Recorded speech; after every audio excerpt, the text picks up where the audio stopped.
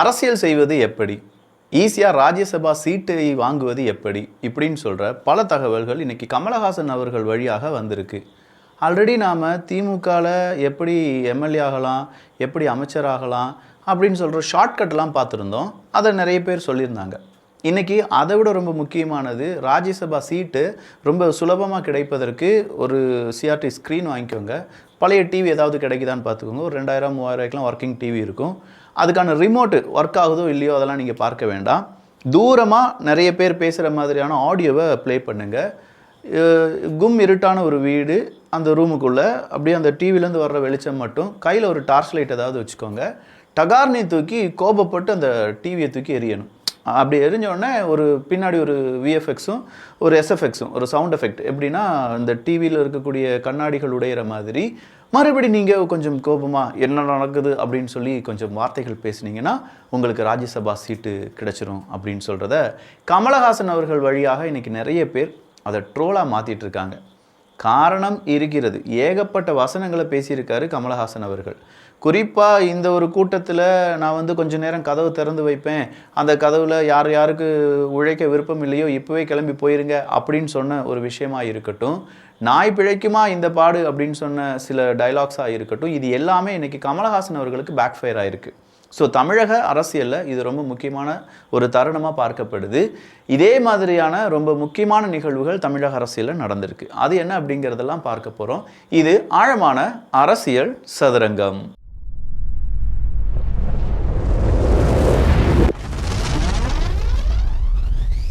தமிழ் பட்சத்தில் bag combo வாங்கியிருப்பீங்க.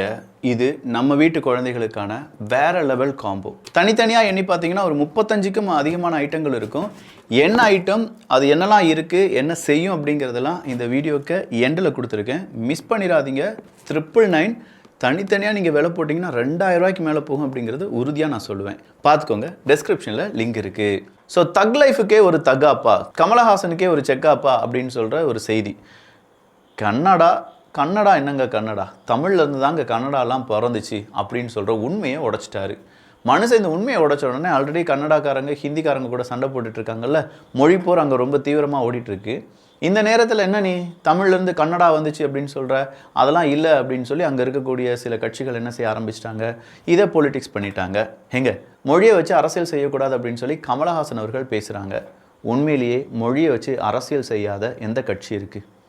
மொழியை வச்சு அரசியல் செய்து, மொழி மட்டுமே அரசியல். ஹிந்தி ஒரு மொழி அரசியல் தான், தமிழ் ஒரு அரசியல் தான்.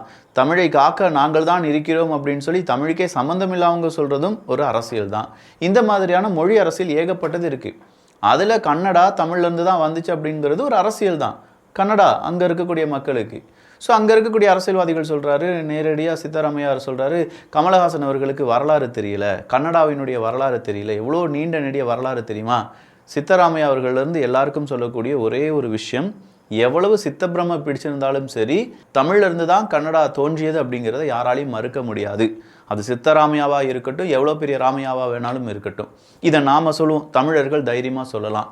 அவங்க அதை அக்செப்ட் பண்ணுறதுக்கு ஏன் இவ்வளோ சங்கடப்படுறாங்க அப்படின்னு கேட்டால், நம்முடைய மூதாதையர்கள் இவர்கள் தான் அப்படின்னு சொல்கிறதுல அவங்களுக்கு என்ன அச்சப்பாடு ஐயப்பாடு அப்படின்னு கேட்டால், அவங்களுடைய மொழி கன்னடா அப்படிங்கிறதுல ஏதாவது ஒரு சின்ன நெகட்டிவ் சைடு வந்துடுமோ, மக்களுக்கு அதை பேசும்போது தமிழ் மூத்த மொழி அப்படின்னு சொல்கிறாங்களே அப்படின்னு சொல்கிற அந்த உண்மை தெரிஞ்சிருமோ, இது எல்லாமே இருக்கும். அவங்களுடைய அரசியல் சும்மா அடி நடுங்கிடுமோ அப்படிங்கிற மாதிரிலாம் பயம் இருக்கத்தானே செய்யும். ஸோ அந்த அரசியல் ஒரு விதமாக ஓடிட்டு இருக்கும்போது கமலஹாசன் அவர்கள் இப்படி பேசினதை திரும்ப பெற வேண்டும் அப்படின்னு சொல்லி இப்போது கன்னட அமைப்புகள் எல்லாருமே பிரச்சனையை ஆரம்பிச்சிருக்காங்க. நீங்கள் மன்னிப்பு கேட்பீங்களா கமலஹாசன் அவர்களே அப்படிங்கிற கேள்விக்கு, லவ்வுக்கு எதுக்குங்க மன்னிப்பு? இதெல்லாம் இந்த மொழியெல்லாம் பற்றி நான் உண்மையை தான் சொன்னேன், வரலாற்று ஆய்வுகளை தான் சொன்னேன். இதெல்லாம் அரசியல்வாதிகள் பேசக்கூடாது. இதை பேச வேண்டியவங்க மொழியியல் ஆராய்ச்சியாளர்கள் இருக்காங்க, ஆய்வாளர்கள் இருக்காங்க, தொல்லியல் நிபுணர்கள் இருக்காங்க, அவங்க பேசட்டும் அப்படின்னு சொல்லி இதற்கு வேறொரு சைடை ஒதுக்கி கொடுக்குறாரு கமலஹாசன் அவர்கள். இந்த நேரம் தான் ராஜ்யசபா சீட் அப்படிங்கிறது கமலஹாசன் அவர்களுக்கு. அந்த எலெக்ஷனில் அவங்க பேர், சல்மா போயிட்டு அவங்க பேர், இப்படின்னு ஒரு 3-4 பேருன்னு வச்சுக்கோங்களேன். ஐயோ மதிமுகவினுடைய வைகோ எங்கப்பா அப்படின்னு சொல்லி ஏகப்பட்ட பேர் கேட்டுட்ருக்காங்க. நிறைய பேர் ஒரு செய்தியை வெளியிட்டிருந்தார்கள். ஒரு சகாப்தம் முடிவுக்கு வருகிறது, மதிமுகவினுடைய வைகோ அப்படின்னு சொல்லி. அதுலேயும் கொஞ்சம் ட்ரோல்ஸ்லாம் இருந்துச்சு. மதிமுக அவர்களுடைய தலைவர் வைகோ அவர்கள் ஒரு ஒரு ஒரு ஃபியூல் டிப்போட்டில் வந்து நிற்கிறாரு. ஓவர்டேக் பண்ணிவிட்டு கமலஹாசன் அவர்கள் அவர் தான் ஃபஸ்ட்டு வந்தேன்னு சொல்லிட்டு அந்த ஃபியூலை போட்டுட்டு போயிட்டார் அப்படிங்கிற மாதிரியான ட்ரோல்ஸ். இது எல்லாமே எல்லாரும் நீங்கள் பார்த்துருப்பீங்க நான் நம்புகிறேன். ஸோ அரசியல் ட்ரோல் அப்படிங்கிறதெல்லாம் நம்மளால் பிரித்து பார்க்க முடியாது. அதுவும் குறிப்பாக தமிழ்நாட்டில் அரசியலுக்கு எதிராக ட்ரோலும் ட்ரோலுக்கு எதிராக அரசியலும் அப்படிங்கிறதெல்லாம் செய்யப்பட்டு வருகிறது. சரி, இப்போ கமலஹாசன் அவர்கள் தான் பேசிட்டாங்களே தமிழுக்கு பிறகு தான் கன்னடா வந்தது அப்படின்னு சொல்லி.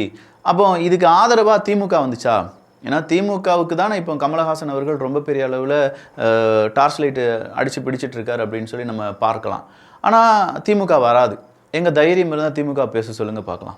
ஒரே ஒரு வார்த்தை, தமிழ் தான் மூத்த மொழி, பிற மொழிகள் தமிழிலிருந்து தான் தோன்றியது அப்படின்னு சொல்கிற ஒரு வார்த்தையை சொல்லுங்கள் பார்க்கலாம். அந்த ஒரு வார்த்தையை திமுக சொல்லிட்டாங்கன்னா கண்டிப்பாக இங்கே லைஃப் டைம் செட்டில்மெண்ட் அப்படின்னு சொல்லி சீமானவர்களுக்கு லைஃப் டைம் செட்டில்மெண்ட் கொடுத்துடலாம். ஏன்னா இந்த இடத்துல சீமானவர்கள் மட்டும்தான் கமலஹாசன் அவர்களுக்கு ஆதரவாக நிலைப்பாட்டுடன் வந்தார். எஸ், அது உண்மைதானாங்க. தமிழ் தான் மூத்த மொழி, இதை சொல்கிறதுக்கும் இதை பறைசாற்றுவதற்கும் தமிழர்கள் இல்லாமல் போயிட்டாங்க. கரெக்டு தானே? தமிழ் மூத்த மொழி அப்படின்னா தமிழ் சார்ந்து இருக்கக்கூடிய வரலாறு, கதைகள், ஏகப்பட்ட அங்கே ப்ரூஃப், இது எல்லாத்தையுமே நம்ம உலக நாடுகளில் உலக அரங்களை எடுத்து வச்சுட்டு தான் இருக்கோம். இன்னும் ஸ்ட்ராங்காக எடுத்து வச்சுருந்தோன்னா யாரும் இங்கே கேள்வி கேட்டிருக்க மாட்டாங்கல்ல. கன்னடாவா, தெலுங்கா, மலையாளமா, துளுவா, என்ன வேணாலும் இருக்கட்டும், தமிழுக்கு பிறகு தான் இது அப்படின்னு சொல்கிற அளவுக்கு நம்மகிட்ட எவிடன்ஸ் இருந்தும் அதை சரியாக நம்மளால் என்ன செய்ய முடியலை, பறைசாற்றி விட்டோம். ஆனாலும் அதை அவங்க நம்ப மறுக்கிறாங்கன்னு வச்சுக்கோங்க, அவ்வளோதான். ஸோ இங்கே தமிழ் சார்ந்து இருக்கக்கூடிய ஒரு அரசியல் இப்போது பெரும் அரசியலாக பேசப்பட்டு வருகிறது. சொல்லப்போனால் இந்த அரசியல் சதுரங்கத்தில், இப்போ தமிழ்நாட்டு அரசியல் சதுரங்கத்தில் இது ரொம்ப முக்கியமான விஷயமும் கூட. ஒருவேளை மக்கள் யோசிக்க ஆரம்பிச்சிட்டாங்கன்னா, ஏங்க திமுக இதுக்கு குரல் கொடுக்கல, ஏங்க அதிமுக இதுக்கு குரல் கொடுக்கல, ஏன் மற்ற கட்சிகள் இதுக்கு குரல் கொடுக்கல, ஏன் தாவேகா குரல் கொடுக்கல, ஏன் பிஜேபி குரல் கொடுக்கல? பிஜேபி நான் ஹிந்தியை தூக்கி வச்சுட்டு நடக்க போகிறீங்களா? தமிழ் தானே மூத்த மொழி, சொல்லுங்களேன். ஏன் சொல்ல மாட்டேங்கிங்க? ஏன் தமிழ்நாட்டில் தானே அரசியல் பண்ணுறீங்க?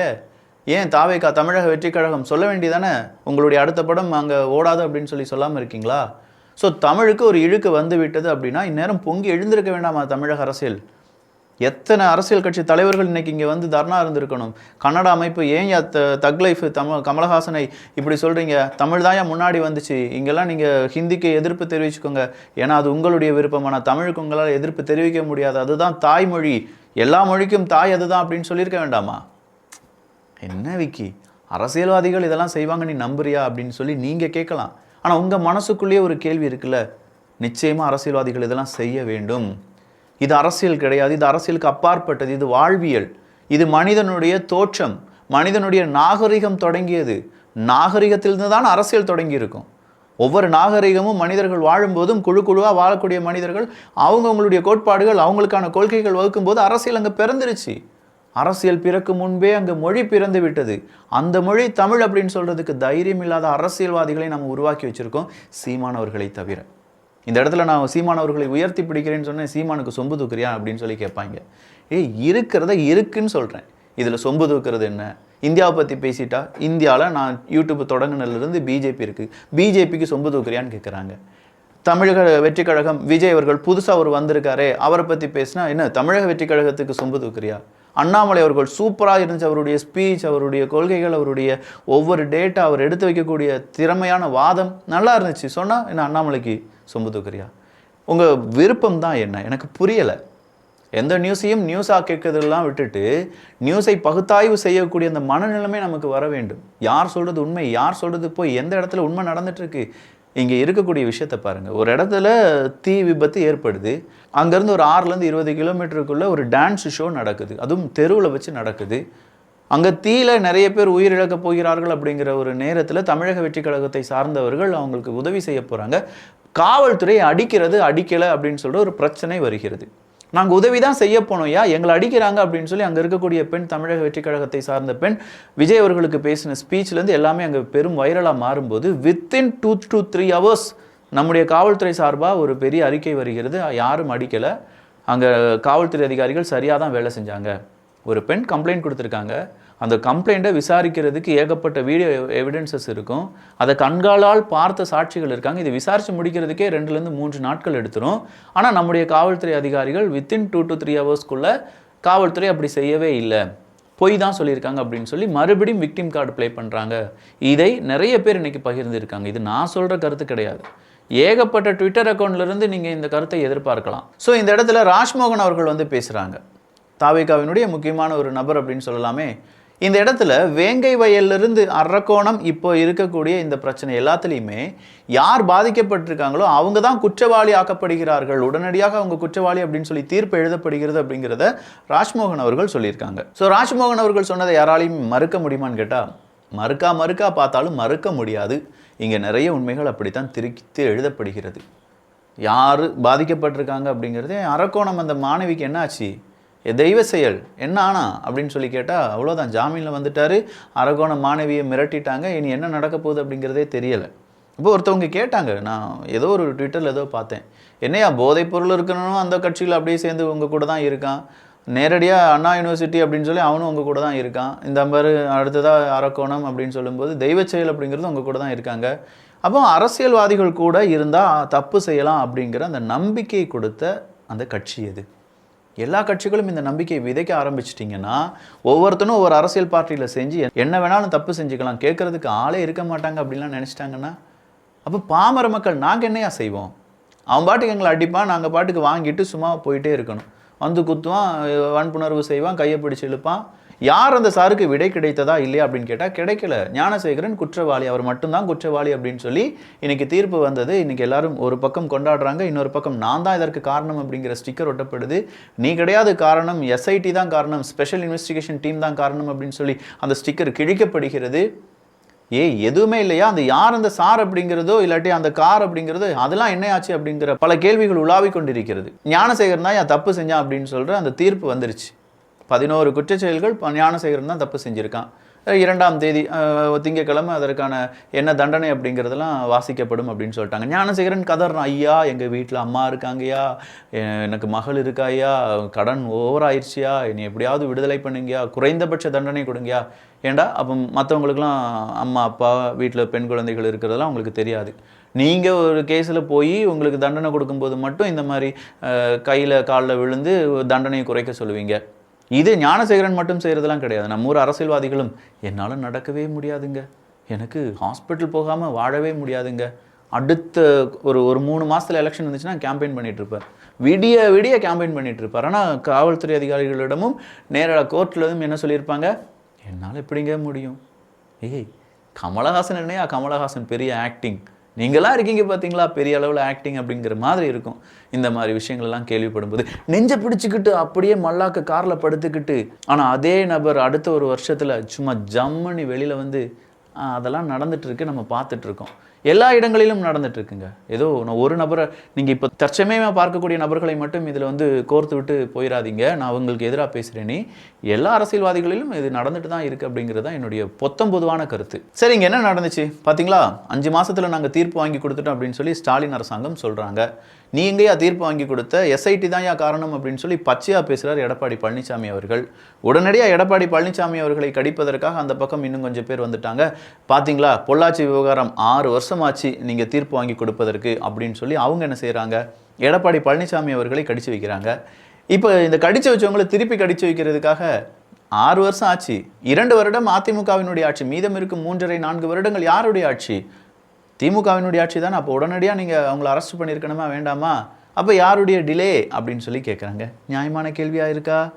இல்லை 5 மாதத்தில் நீங்கள் தீர்ப்பு வாங்கி கொடுத்துட்டீங்க அப்படின்னா ஞானசேகரன் மட்டும்தான் அதில் தப்பு செஞ்சுருக்கான் அப்படின்னு சொல்லும்போது அங்கே யார் அந்த சாரை நாங்கள் கேட்காம விட மாட்டோம் அப்படின்னு சொல்லி அதிமுகவினுடைய ஐடிவிங் இன்றைக்கி பெரிய வீடியோலாம் போட்டு அதை ட்ரோல் பண்ணிகிட்டு இருக்காங்க.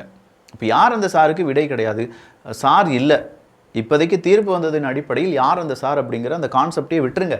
ஒருத்தன் தான் தப்பு செஞ்சுருக்கான், அது ஞானசேகரன் மட்டும்தான், இதுதான் தீர்ப்பு. இதை தாண்டி நம்ம ஏதாவது பேசணும்னா அது நீதிமன்ற அவமதிப்பு வழக்காக மாறிவிடும். ஸோ தீர்ப்பு இது. அதிமுக அவங்களுடைய ஐடிவிங்க சொல்கிறது யார் அந்த சார் காணவில்லை அப்படிங்கிறது தான். அடுத்ததாக இதை எதிர்த்து விஜய் அவர்களும் தமிழக வெற்றி கழகத்தின் சார்பாக அறிக்கையை சமர்ப்பித்திருக்கிறார். அரக்கோணத்தை எதிர்த்தும் நிறைய பேர் இப்போ பேச ஆரம்பிச்சிருக்காங்க. பட் ஓரளவு இங்கே இருக்கக்கூடிய தமிழ்நாட்டு அரசியலை புரிந்து கொள்ள வேண்டும் என்றால் இங்கே இருக்கக்கூடிய நாம் ரொம்ப அமைதியாக இருக்கும். ரொம்ப அமைதினா புரட்சிலாம் செய்ய வேண்டாம், ஐயோ அந்த அளவுக்குலாம் நம்ம போக வேண்டாம். பட் அரசியல் நம்மளை சுற்றி இப்படி தான் நடந்துட்டு இருக்கு. சில இடங்களில் நம்ம ஏமாற்றப்படுகிறோம். அதே விஷயங்கள் வேறொருத்தன் செய்யும்போது அதை ரொம்ப க்ளோரிஃபை பண்ணி காண்பிக்கிறாங்க. இந்த புரிதல் நமக்கு வரணும். காசு வாங்கிட்டு நம்ம ஓட்டு போட ஆரம்பிச்சிட்டோம் அப்படின்னு சொன்னதுலேருந்து பல வருடங்களாகவே பல பழைய சினிமா படங்களுடைய டைலாகு, கவுண்டமணி அவர்களுடைய டைலாக்லாம் எடுத்து பார்த்தா அப்போவே இருந்து அப்போ எல்லா மனிதர்களுக்கும் நம்ம சொல்லிட்டு தானே இருக்கோம், காசு வாங்கிட்டு ஓட்டு போடாதன்னு. இன்றைக்கும் அது மாறலையே. அப்போ 2026 மட்டும் எப்படி மாறப்போகுது? அடித்து சொல்கிறேன், சரியான மாற்றமோ இல்லாட்டி மக்களுடைய எழுச்சியோ இங்கே வரவில்லை அப்படின்னா இந்த அதிமுக திமுக யாரெல்லாம் கட்சியை க்ளோஸ் பண்ணிட்டு போகிறாங்களா எனக்கு தெரியாது. நான் இந்த சேனலை க்ளோஸ் பண்ணிட்டு போயிடுவேன். அவ்வளோதான், சிம்பிளாக. எனக்கு அரசியலே வேணாம், ஐயோ இதிலெல்லாம் மாரடிக்க முடியாது அப்படின்னு சொல்லிட்டு இதுக்கு ஒரு மூடு விழா போட்டுட்டு அரசியல் சதுரங்கம் அப்படிங்கிற பெயரை மாற்றி கோமாளி கூடாரங்கள் அப்படின்னு ஏதாவது வச்சு வேறு ஏதாவது ஃபன் பண்ணலான்னு இருக்கேன். ஃபன் பண்ணலாம் ப்ரோ. வீட்டில் குழந்தைகள் ஸ்கூலுக்கு போயிட்டாங்க. ஸோ ஃபஸ்ட் அவங்க எழுதுறதுக்கும் வரைகிறதுக்கும் அப்படின்னு சொல்லி கண்டிப்பாக 12 இன்ச் ரைட்டிங் பேட், அதுவும் கலர்ஃபுல்லான இந்த ரைட்டிங் பேட் ஒன்று நம்ம வீட்டு குழந்தைகளுக்கு கிடைக்கும். லாக் பண்ணிக்கலாம், அன்லாக் பண்ணிக்கலாம். நம்ம எழுதுறத எவ்வளோ டைம் வேணாலும் என்ன செஞ்சுக்கலாம், டிலீட் பண்ணிவிட்டு மறுபடியும் நம்ம எழுதிக்கலாம். நோட் புக்குக்கான செலவுகளை ரொம்பவே குறைக்க முடியும். அடுத்ததாக ரைட்டிங் பேட் பார்த்துருப்பீங்க. இது ரைட்டிங் பேடாக நம்ம யூஸ் பண்ணக்கூடிய ஒரு பென்சில் பாக்ஸ். ஸ்கூலுக்கு நம்ம போகிறோம், திடீர்னு ஒரு நோட்ஸ் எடுக்கணும், இல்லாட்டி எழுதி பார்க்கணும், மேக்ஸ் போட்டு பார்க்கணும், ட்ரா பண்ணி பார்க்கணும், ஃப்ரீ டைமில் நம்ம ஏதாவது ஆர்ட் ஒர்க் பண்ணணும். இது எல்லாத்துக்குமே இந்த பாக்ஸ், அதுக்குள்ளே பென்சிலும் வச்சுக்கலாம், அதே மாதிரி ரைட்டிங் பேடும் இருக்கும். இது ஒன்று உங்களுக்கு கிடைக்கும். அடுத்ததாக கார் ஷேப்டு பாக்ஸ், அதுக்குள்ளே ஒரு குட்டி கார், அது கூட 2 அறைகள் அப்படின்னு சொல்லி வேறு லெவலில் இந்த ஒரு பென்சில் பாக்ஸ் அப்படிங்கிறது உங்களுக்கு கிடைக்கும். அடுத்ததாக இரேசர் வித் ஷார்ப்னர், அதே மாதிரி டஸ்ட் ரிமூவர் அப்படின்னு சொல்லக்கூடிய 3-in-1 இரேசர் செட் ஒன்று. ஒவ்வொரு பேப்பர் அப்படிங்கிறத நம்ம கையில் எடுத்து தண்ணியாக மாற்றணும்னா பேப்பர் சோப்பாக மாறிடும். ஒரு பேப்பர் சோப் கண்டெய்னர் அப்படியே உங்களுக்கு கிடைக்கும். பார்க்கறதுக்கு ஷூ மாதிரியே இருக்கக்கூடிய ஒரு ஷார்ப்னர், 4 பென்சில் வித் கலர்ஃபுல்லாக இருக்கக்கூடிய வேற லெவல் இரேசர் அப்படின்னு சொல்லி 4 செட் கிடைக்கும் உங்களுக்கு. யூனிக்காக இருக்கக்கூடிய இரேசர் செட் அப்படின்னு கிடைக்கும். அதுலேயும் 4 பொருள் இருக்கும். இது கேண்டி ஃப்ளவர் அப்படின்னு சொல்லுவாங்க. இந்த கேண்டி ஃப்ளவர் ரொம்பவே இன்ட்ரெஸ்டிங்கானது. உங்களுடைய கான்சன்ட்ரேஷன் ப்ளஸ் சிம்பிளாக உங்களுடைய ஸ்ட்ரெஸ் பஸ்டராக இருக்க போகுது.